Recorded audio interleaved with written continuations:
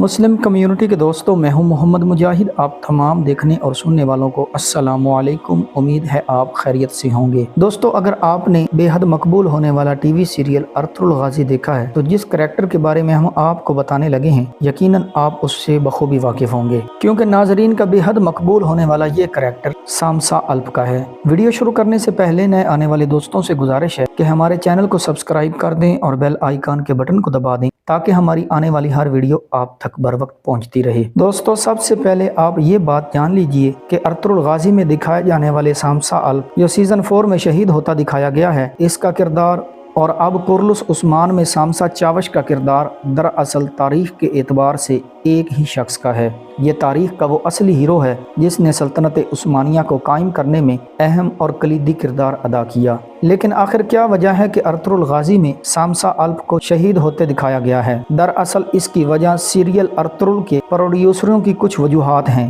کہ Ertugrul Ghazi drama میں سامسا الپ کا کردار ادا کرنے والے اداکار کی کچھ نجی اور ذاتی معاملات تھے جس کی وجہ سے وہ آگے کام نہیں کر سکتے تھے، اس لیے سامسا الپ کو شہید ہوتے دکھانا پڑا۔ لیکن چونکہ سلطنت عثمانیہ کے قیام میں سامسا چاوش کا کلیدی کردار رہا ہے، اس لیے سامسا چاوش کی اہمیت کی وجہ سے پروڈیوسرز اس کے کردار کو نظر انداز اور فراموش نہیں کر سکتے تھے، لہذا قرلس عثمان میں سامسا چاوش کو دوبارہ متعارف کروایا گیا ہے۔ دوستو، اب آتے ہیں سامسا چاوش کی اصل تاریخ کی جانب۔ دوستو، جب ارطغرل غازی سقوط آئے تو سامسا الپ یعنی سامسا چاوش بھی اپنے قبیلے کے ہمراہ ان کے ساتھ تھے۔ انہوں نے قبیلے اور ریاست کے لیے بہت ساری لڑائیوں میں حصہ لیا، پھر عثمان غازی کے دور میں اسی ریاست کے قیام میں ان کی بھرپور مدد کی۔ آخر اورحان غازی کے دور میں انہوں نے عثمانی ریاست کے مجاز محافظ کی حیثیت سے خدمات انجام دیں اور اونچے عہدوں پر فائز رہے۔ سامسا الپ یعنی سامسا چاوش پہلے فرد تھے جنہیں چاوش یعنی سرجنٹ کا خطاب دیا گیا،